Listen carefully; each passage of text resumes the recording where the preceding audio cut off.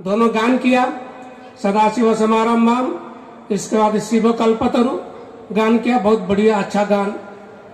लेकिन ये सदाशिव समारंभ जो श्लोक है, डॉक्टर अरुण बोरा भी इसका मेंशन किया भाषण में, लेकिन कोई नहीं जानता है ये श्लोक का रचयिता कौन है।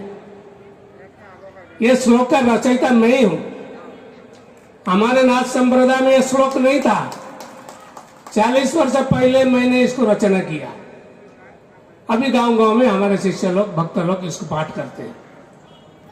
दूसरा शिव कल्पतरु, ये भी नूतन नहीं है। मैं 40 वर्ष पहले एक किताब प्रिंट किया था, अभी भी चल रहा है। कैवलनाथ इसको प्रिंट करके प्रचार कर रहा है। उसमें शिव स्तोत्र है, प्रभुमि समी मनी समशेष गुणम। ये जो शिव स्तोत्र है, शिव कल्पतरु है, इसका संकलन करता मैं हूं, रचयिता नहीं हूं, संकलन करता। वो किताब में शिव स्तोत्र, गुरु स्तोत्र, गोरखनाथ स्तोत्र इत्यादि इत्यादि है। वो किताब हम लोगों ने प्रिंट किया। हमारे शिष्य लोग इसको पाठ करते हैं। और दूसरा, हमारे समाज में रुद्र महायज्ञ नहीं था, मैंने आरंभ किया। 40 वर्ष पहले गांव गांव में गया, रुद्र महायज्ञ शुरू किया। अभी पुरोहित लोग सीख लिया, पुरोहित लोग भी करते हैं रुद्र महायज्ञ। और तीसरा, जो हर हर महादेव, ये शब्द भी नहीं था हमारे समाज में। कोई हरि बोल बोलता था, जय राधे बोलता था, हरे कृष्ण बोलता था। मैं आने के बाद मैं इसको इंट्रोड्यूस किया, हर हर महादेव, हर हर महादेव, हर हर महादेव। तो हमारे ये जो धर्म है, नाथ धर्म, संपूर्ण शैव धर्म नहीं है। कारण शैव धर्म में कई ग्रुप है। कश्मीर में पाशुपत शैव, दक्षिण भारत में लिंगायत शैव, हम लोग नाथ शैव। तो हम लोग जो नाथ शैव है, हमारे जो साहित्य है नाथ साहित्य है, शैव साहित्य नहीं है, ब्राह्मण साहित्य नहीं है। हमारा साहित्य नाथ साहित्य है। यूनिवर्सिटी में, विश्वविद्यालय में लड़के लोग को पढ़ते हैं।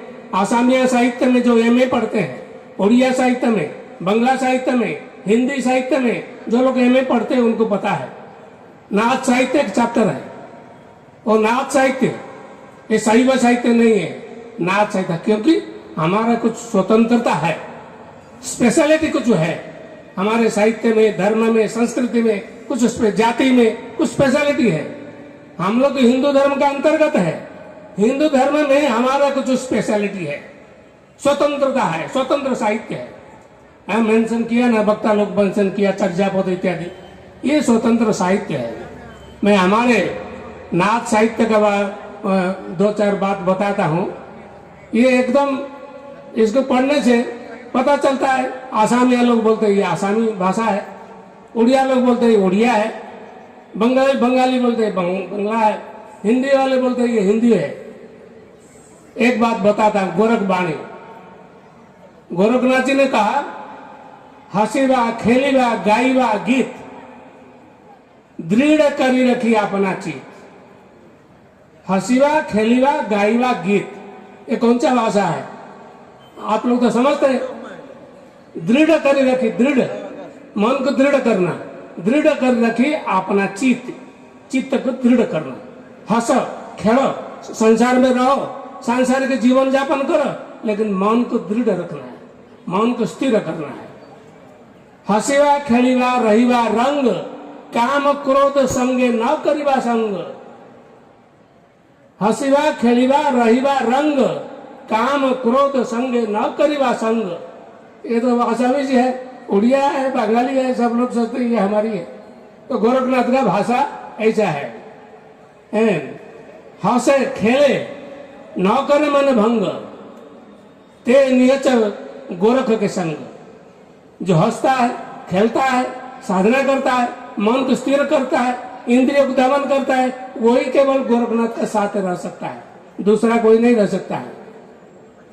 तो ये और भी एक है, गोरखनाथ जी ने कहा, आसन दृढ़ आहार दृढ़ निद्रा दृढ़ है गोरख कहे सुनरे पुता मरे न बूढ़ा है। बूढ़ा हो नहीं मरता है कौन? जो आसन दृढ़, जो आसन में सिद्धि लाभ किया, योगासन प्राणायाम ध्यान में जिसका सिद्धि है वो बूढ़ा होकर नहीं मरता है, वार्धक्य नहीं होता है। क्योंकि योग शास्त्र में उल्लेख है वृद्धोपि तरुणायते, योग शास्त्र में वृद्धोपि तरुणायते ने वृद्ध तरुण हो जाता है, युवक हो जाता है यदि योग साधना करता है। वृद्धो भी बूढ़ा भी युवक हो जाता है।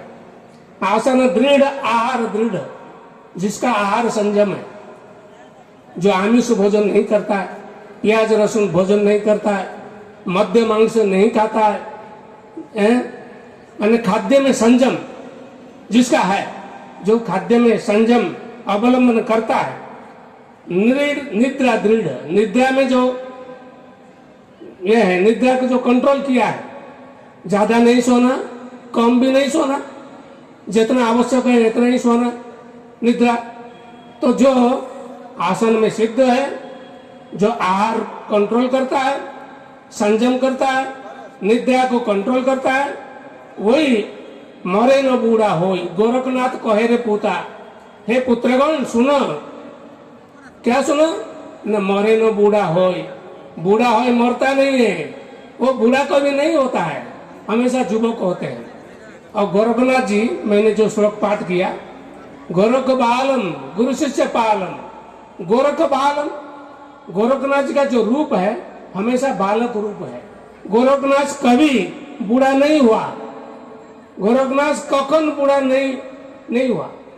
गोरखनाथ हमेशा बालक रूप है। गोरखनाथ का जो चेहरा है हमेशा बालक रूप है। 12 वर्ष लड़का 12 वर्ष लड़ा, तार चेहरा जैसा है ऐसा ही गोरखनाथ का चेहरा हमेशा शेष जीवन पर्यंत। जे भावे भगवान श्री कृष्ण का चेहरा सर्वदा युवक। कृष्ण कभी बूढ़ा नहीं हुआ, क्योंकि कृष्ण जोगेश्वर थे, कृष्ण महाजोगेश्वर, कखन बूढ़ा नहीं हुआ, हमेशा युवक। जैसे कृष्ण हमेशा युवक था, वैसे गोरखनाथ जी हमेशा बालक था, इसलिए गोरख बालम गुरु शिष्य पालम।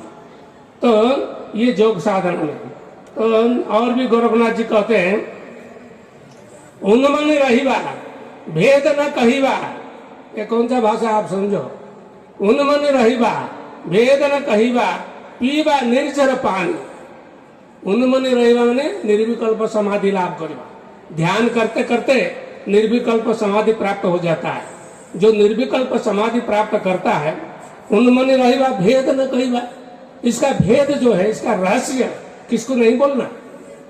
क्योंकि समाधि जो साधना है ये साधारण साधना नहीं है, ये सब लोगों के लिए नहीं है। जिसका श्रद्धा है, भक्ति है, निष्ठा है, उसी को बोलना, सबको शिक्षा नहीं देना। समाधि गोरखनाथ जी बोलते हैं भेद न कहना, रहस्य किसको नहीं बोलना। बोलना किसको? केवल जिसका श्रद्धा भक्ति है, गुरु प्रति निष्ठा है, शास्त्र प्रति निष्ठा है, साधना प्रति निष्ठा है, उनको बोलना। उन्मन रहिबा भेद न कहिबा, पीबा निर्जर पानी। निर्जर पानी, शरीर का अंदर 6 चक्र है, मूलाधार चक्र, स्वाधिष्ठान चक्र, अनाहत चक्र, विशुद्ध चक्र, आज्ञा चक्र, ये 6 चक्र है। 6 चक्र के ऊपर एक सप्तम चक्र है, यहाँ मस्तक में ब्रह्मरंध्र में सप्तम चक्र है, इसको बोलते हैं सहस्रार चक्र, शतदल पद्म। ये शतदल पद्म यहाँ है, वहां से अमर बारुणी निःसृत होता है। अमर बारुणी मीन्स अमृत, यहाँ से अमृत निःसृत होता है। जो कि योग साधना द्वारा वो अमर बारुणी अमृत पान करता है, इसीलिए वो मरता नहीं, अमर हो जाता है। ये कैसे पान करना है? इसका 2 साधना है, एक खेचरी मुद्रा है और एक विपरीत करिणी मुद्रा है। ये 2 साधना द्वारा जोगी अमर बारुणी अमृत पान करता है। तो पीवा निर्जर पानी, वही इसको बोलते हैं निर्जर पानी। वही जो अमृत निःसृत होता है इसको जोगी पान करता है। अच्छा, लंका छाड़ी बिलंका जाइबा, लंका छाड़ी बिलंका जाइबा, लंका छड़ी मीन्स ये शरीर में जो 6 चक्र है, मूलाधार चक्र को लंका बोलते हैं। मूलाधार चक्र में कुंडलिनी शक्ति विद्यमान है, वो संसार वहाँ है, हमारी माँ कुंडलिनी शक्ति है, वहाँ हम लोग निवास करते हैं। लेकिन जोगी वही निवास नहीं करता है, साधना द्वारा सारा चक्र भेदन करता है। भेदन करते करते सुषुम्ना नाड़ी का अंदर ऊर्ध्व गति को प्राप्त करके यहाँ आकर के सहस्त्रार चक्र में पहुंच जाता है। कुंडलिनी शक्ति वहाँ है, भगवान शिव यहाँ है, तो कुंडलिनी शक्ति भी जागृत हो जाता है। कुंडलिनी शक्ति हमेशा सुषुप्ति अवस्था में है, योग साधना द्वारा जागृत हो जाता है, तो धीरे धीरे ऊर्ध्व गति को प्राप्त होता है। यहाँ आकर के यहाँ भगवान शिव का स्थान है। कुंडलिनी शक्ति मूलाधार चक्र में शिव शक्ति का मिलन नहीं होता है। शिव शक्ति का मिलन ही योग है, जीवात्मा परमात्मा का मिलन ही योग है, गंगा जमुना का मिलन योग है, ईड़ा पिंगला का मिलन योग है। तो गोरखनाथ जी बोलते हैं यहाँ छोड़ करके, मूलाधार चक्र को छोड़ करके जो यहाँ पहुंच गया है वही साधक है, वही जोगी है, वही केवल मेरा साथ रह सकता है। तो ये गोरखवाणी है। गोरखनाथ जी और बोलते हैं अजपा जपे सुनि मन धरे, पंच इंद्रिय निग्रह करे, ब्रह्म अग्नि में होमे काया, तासे महादेव बंदे पाया। क्या अजपा जपे, हमारे साधना जो है ना उल्टा साधना है। नाथ संप्रदाय का सब उल्टा साधना है। सब लोग जप करते हैं, कृष्ण नाम, राम नाम, विष्णु नाम, कोई देव देवी का नाम जप करते हैं। हम जप नहीं करते, हम अजपा करते हैं। अजपा करते हैं। अजपा क्या है बोलने से लंबा टाइम लगेगा, सभापति तो मुझे संक्षिप्त करने में बोल रहे हैं। ठीक, अजपा श्वास के साथ साथ एक मंत्र है, वो मंत्र हम जप करते हैं, इसको अजपा बोलते हैं। इसमें कोई माला दरकार नहीं है, इसमें कोई ये दरकार नहीं है, चुपचाप बैठना और अजपा साधना करो, श्वास से ताले ताले वो मंत्र जप हो जाता है, ऑटोमेटिक जप हो जाता है। इसको केवल ध्यान में देखना है कैसे अजपा चलता है। ये अजपा मंत्र जो है ये मातृगर्भ मंत्र है। माँ का गर्भाशय में बच्चा जब रहता है 10 मास 10 दिन, उसी समय मंत्र जप करता है, अजपा जप। जिस समय भूमिष्ठ होता है, जन्म लेता है, मंत्र भूल जाता है, ये मिथ्या माया संसार में आकर के मंत्र भूल जाता है। इसीलिए गुरु के पास जाते हैं। गुरु कोई नया मंत्र नहीं देते हैं, गुरु वही मातृगर्भ मंत्र देते हैं, अजपा मंत्र देते हैं। क्या देते हैं? हकारेण बहिर्जाति सकारेण विशोत्पन्न हंसम हंसम तम मंत्र जीवो जपति सर्वदा षट्शतानि दिवारात्रौ सहस्राणि कविंशति हंसम हंसम तम मंत्र जीवो जपति सर्वदा हंस सोहम श्वास ताले ताले वो मंत्र चलता है। इसको गुरु से ग्रहण करना पड़ता है। कोई ये कृष्ण का नाम नहीं है, राम का नहीं है, किसी का नहीं है। और एक बात याद आ गया, मैं एक बार कहा था महापुरुष शंकर देव जो निर्गुण निराकार उपासना प्रचार किया, ये हमारे नाथ संप्रदाय का मूल तत्व है। नाथ संप्रदाय मूल तत्व है, निर्गुण उपासना नाथ संप्रदाय में है। बाद में सगुण प्रवेश किया, किंतु मूल तत्व गोरखनाथ जी का जितने भजन है सब निर्गुण भजन है, निराकार भजन है। जस्ट लाइक शंकर देव का जो नव वैष्णव धर्म में है वैसे है।